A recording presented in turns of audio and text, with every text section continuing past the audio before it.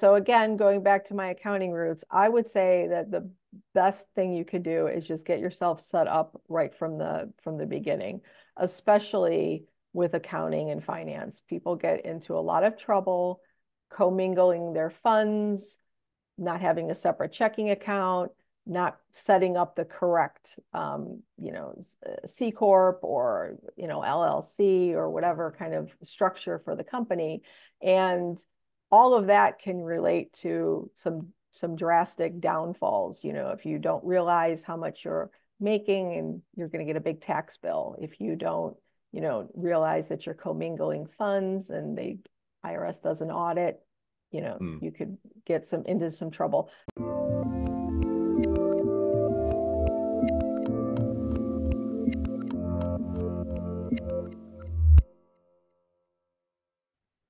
Hey everyone, this is Devin Miller here with another episode of The Inventive Journey. I'm your host, Devin Miller, the serial entrepreneur that's grown several startups into 7 and 8 figure businesses, as well as a founder and CEO of Miller IP Law, where he helps startups and small businesses with their patents and trademarks. If you ever need help with yours, just go to strategymeeting.com, grab some time with us to chat, and we're always here to help. Now, today we've got another great guest on the podcast, Sharon Means. And Sharon started her journey in high school doing some bookkeeping before becoming a certified public accountant.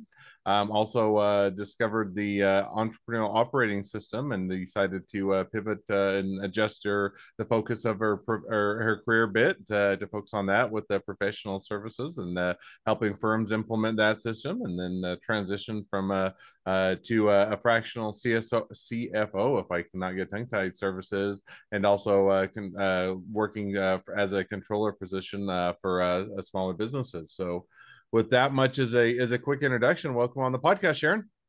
Hey, thank you for having me. Absolutely excited to have you on. So I just gave a quick overview to a much longer journey. So why don't we rewind it and unpack it just a little bit and tell us a little bit about how your journey got started, kind of doing a bit of bookkeeping while you're in high school. Yeah, so I, was looking for a job, and the school had posted a position that was open, and so it was it's called the Tractor Place, and I didn't know anything about accounting, but I wanted to take accounting. That was actually my focus in college, and so I was like, oh, this sounds like it'd be perfect. So I started bookkeeping at 17. They taught me how to, do all of the different ledgers and checks and payroll and all that kind of jazz. And so then when I went to school, I went to school and studied accounting and continued to work there while I was in school, and became a CPA from that. So So yeah. now, just that's jumping over. So you started that in high school, and I guess Yeah. rewinding a little bit. I wouldn't say that's probably not in a bad way. It's not the normal path that most high schoolers would take as far as getting into book. One is in No. getting into bookkeeping, and then two is enjoying it or wanting to continue down it. So, what was it about bookkeeping that made you decide that you wanted to pursue that further on? So I've always had an affinity for math, and my father is in finance, and he had taught me from a young age, like, that's a good career path, especially becoming a CPA, which he didn't even know at that time. But, CPAs are even harder to come by at this point. So I'm very grateful and happy that I was able to do that. But you are right. Like that, usually people say, oh, I went to school and I found accounting and thought, well, I'll do that, or fell into it somehow. Not a lot of people start out. It's not like, I'm sure it wasn't very young. I'm sure at 5, I did not want to do accounting. But from my recent memory, from different things, I don't know. It just kind of appeals to me as a logic, and obviously liking math. I think that helped out a lot. No, sounds like to set you up on a good path and with some good guidance on the parental side as well. So now you come out of high school getting some of that experience going down that path. Now you go off to college. Is that where you kind of continue to pursue that or look at that, or go into that, or kind of where did you pick things up in the college period? Yeah, the same kind of thing. So I knew that that's what I wanted to do. So I declared my major accounting, and basically just went from there. It never strayed from, doing that. which is probably why I've pivoted a little bit in in the last couple of years because I've literally been doing accounting for quite some time. So, but that's what I wanted to do. And so I went to school. At that time, it was only a 4-year degree. You didn't have to get 5 as it is now, and studying for the exam and all of that jazz. So yeah, so then I graduated from college and, studied for the exam and got my CPA.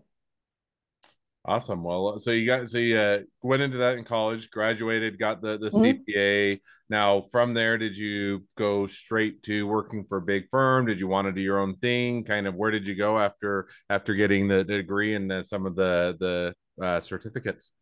Yeah, so that's the little bit of the anomaly is that I actually graduated when they during kind of a downturn in the economy. So there wasn't a lot of people being hired for accounting, which is unusual because today I think everyone gets hired for accounting. It's just like one of those needs that everyone has. But so I took a job actually as a COBOL programmer in for the government because they only would pick people that didn't have the background for IT and COBOL programming. They wanted to teach us how to do it their way. So there was an accountant, obviously there was a school teacher, there were people who are pivoting their careers and English majors, and that was my class of COBOL programmers. And so I did that for 2 years. So I learned how to, which kind of helps out in just generalities. We're full circle going into like Chat GPT and people doing prompts in Chat GPT. And that's kind of like no code coding. So it's, you're getting specific and you see what the output you get and you tweak it a little bit. And that's kind of what COBOL programming was, at least when I did it. Just kind of like, so it's kind of it's still, everything kind of builds on your skill set, right? There's no like bad time that you've had. It kind of builds on what you can do in the future. So, but I did that for 2 years, and then, I wanted to get the experience for my accounting, so the CPA, because you need like to have 2 years of experience to actually earn the certificate of having the CPA. So from there on, I went and worked in public accounting, doing tax and audit and those kinds of things. No, sounds like it was an awesome path. So you did that. Yeah. You worked there for a number of years. Now, kind of follow up. So, kind of where did So did or after you did that, for you say for a period of time, what was kind of the next phase of the journey, or where'd you go from there? Yeah, so then, as most people do, they get burned out by public accounting because, tax season and the hours. And so then I went into becoming a controller for, a specific company. And I did that for many years. I did, the controller, CFO route, but just for specific companies. And from then, I, about 12 years ago, found a firm that was completely virtual, and it was an outsourced accounting firm. So I was able to parlay my experience working with professional services and turn it into working for multiple accounts and companies with the outsourced accounting. And so from there, it was all virtual. So I was able to work from home before the pandemic, before that all became a thing. And I was working as a fractional CFO and controller for multiple companies. So it kind of used that experiences that I had to go into this outsourced accounting realm. No, sounds like it was a good transition. You were doing remote working before it Yeah, became popular, the hip thing. So yeah, you did that. Now walk us through, because at some point you kind of, and you started to maybe yeah, touch on it, but you kind of yeah, transitioned to doing your own thing, or yep, kind of starting the own yeah. business and going down that path. So walk us through a little bit as to how that occurred or how that took place. Yeah, so I about 4 years ago, I was at an accounting conference and they talked about the book Traction by Gino Wickman. And it's about entrepreneurial operating system, EOS, but they didn't specifically mention it. I think they were just in general talking about the book. And as one happens when you hear about something new like that, you'll hear about it from 12 other people, like as soon as you hear one thing. So I started to hear other people had implemented that system into their firm. And so I brought it back to our leadership team and I said, hey, At the time, I'm the COO of the accounting firm. And so being an integrator, which is just a fancy term for their COO in EOS speak, I was already kind of doing that. And so when we implemented EOS, I was like, wow, I really like that. And I was kind of on the end of doing the accounting work and working in that realm because again I have done that so long, so I was like, this is something I really think is interesting to me and can be valuable to professional services firms. So we kind of rolled it out to some of our clients, and now I'm doing this fractionally on my own as well. So now walk or how did you so you took it to the people at the company or working at or Yeah, at that the period of leadership team. time. Yep. They kind of said, hey, sounds great, maybe not Yeah. implement it or not go down that path or what wasn't a great is degree of interest. Now how did you kind of go from there to say, okay, well if they're not interested, I'm going to do it anyway, or Well, I we want to did. No, pursue it. we Oh go Oh, sorry, go yeah, ahead. yeah, that's okay. We did implement it. And I found that I really like, because we ended up finding Okay. what they call as an implementer. Yeah, yeah, yeah. No, they were very interested in it. It just doesn't align. Just doing this fractionally doesn't really align with accounting firm. Gotcha. So we kind of like helped out some of our clients, but then I said, hey, I think I'm going to do this on my own. Gotcha. So now, do you do Yeah. that on your own? So did you decide, hey, I'm gonna quit my job right off in the sunset, do my own thing, start my I'm own actually business, still or doing both. okay, so Yeah. you So did yeah. both.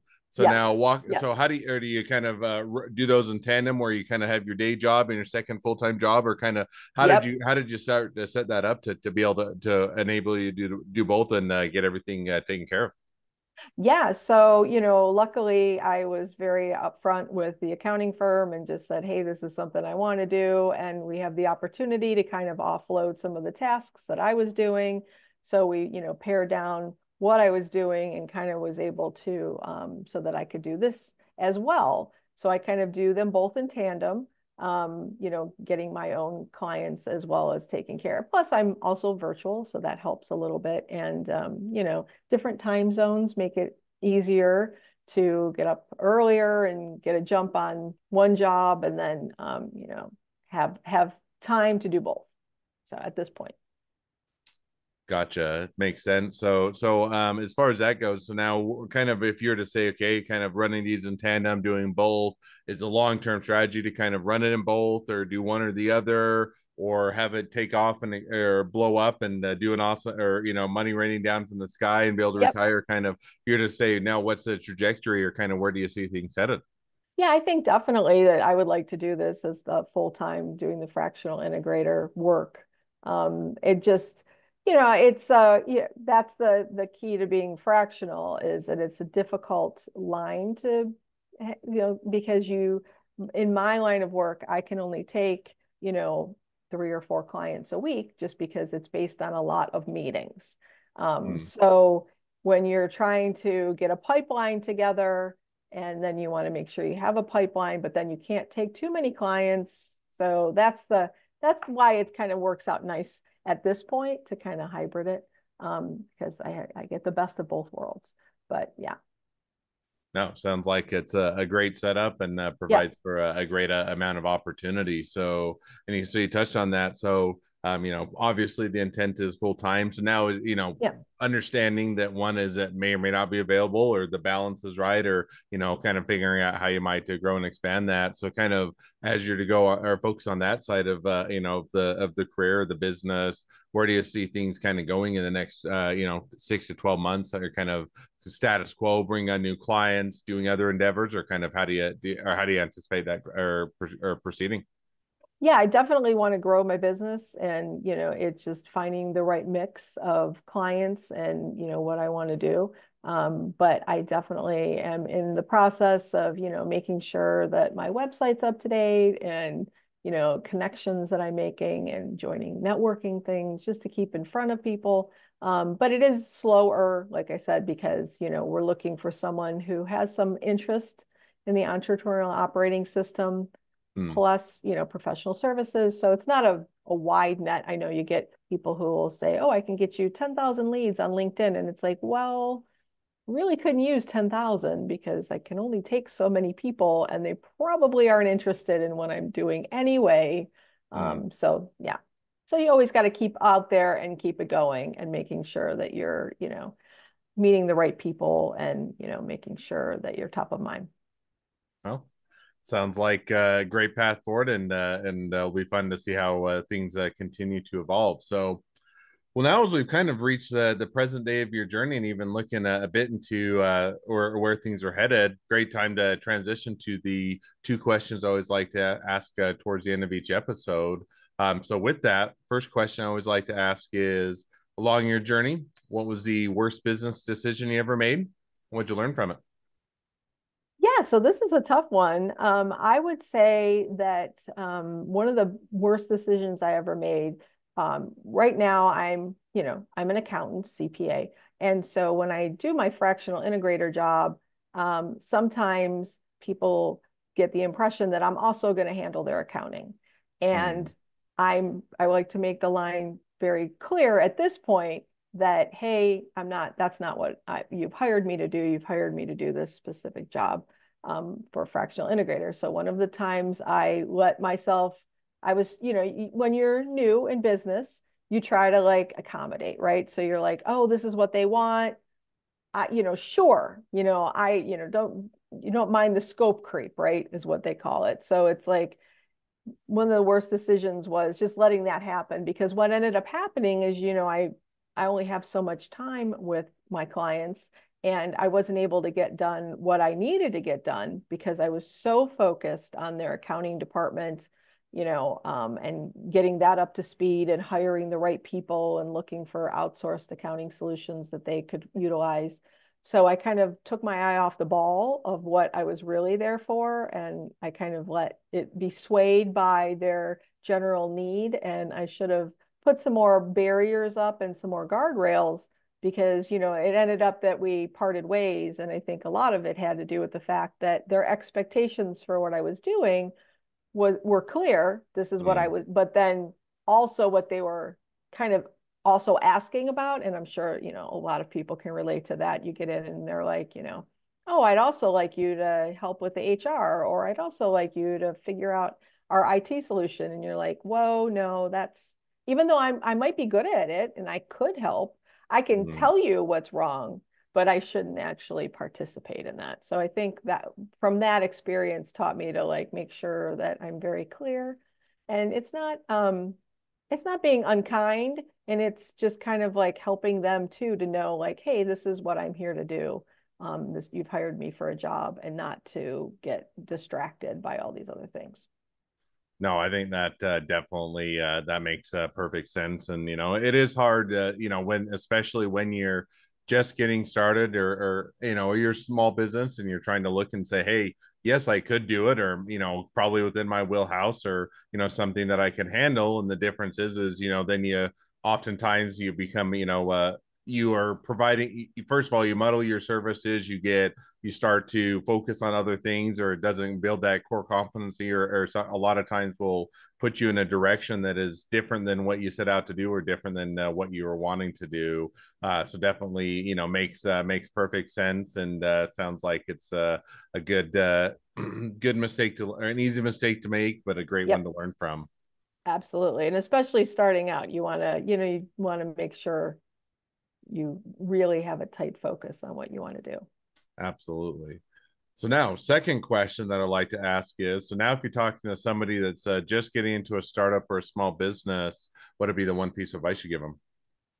Yeah, so again, going back to my accounting roots, I would say that the best thing you could do is just get yourself set up right from the beginning, especially with accounting and finance. People get into a lot of trouble commingling their funds, not having a separate checking account, not setting up the correct, C Corp, or, LLC, or whatever kind of structure for the company.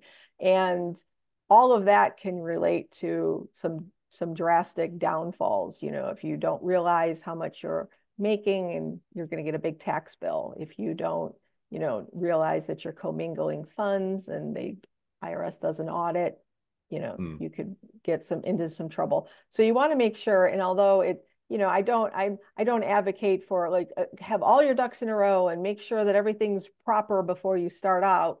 I know there's a lot of like, building the plane while it's in the air kind of mentality.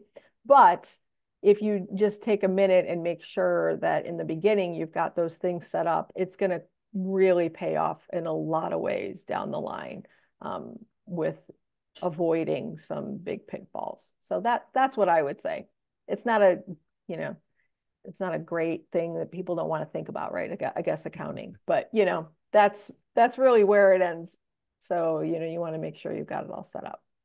No, in reality, I don't know that most people set out, or the typical business person doesn't love the accounting side of things or doesn't love the finance. And I'm doing, not that it's not an important part, not that you don't have to do it, No, but you don't set out to absolutely. do it. And so oftentimes it's one where you kind of kick down the road, or you don't, and as you said, you're building the plane a lot of times as it's taking off. And it's not one of those Yep. that feels critical, because the first thing you're focusing is, can I even make money before I even worry about commingling funds? Because if I never make money, there isn't any money or funds to commingle. But to your point, I think it's a great one to keep in mind, and certainly one to make sure is taken care of as you mature as a business. So, well, now as we've kind of reached the end of the episode, and we've got the answer to the two questions. So if people want to reach out to you, they want to be a customer, they want to be a Yep. client, they want to be an employee, they want to be an investor, they want to be your next best friend, any or all of the above, what's the best way to reach out to you, contact you, find out more? Yeah, so I'm definitely on LinkedIn, Sharon Means. I have a website that's sharon-means-business.com. So that's my business name, Sharon Means Business. And yeah, I'd love to talk to anybody if anyone has any questions, or, just wants to talk about EOS, or, startups, or in general. I'm definitely here to help. Awesome. Well, I definitely encourage people to reach out, support a great business, make a new connection, if nothing else, and make a new best friend. So, with that, thank you again, Sharon, for coming on the podcast. It's been fun. It's been a pleasure. Now, for all of you other listeners that are out there, if you have your own journey to share and you'd like to be a guest on the podcast, we'd love to have you. Just go to inventiveguest.com, apply to be on the show. A couple more things as listeners. Make sure to click share, subscribe, leave us a review. Helps us to reach even more startups and small businesses to help them along their journey to success.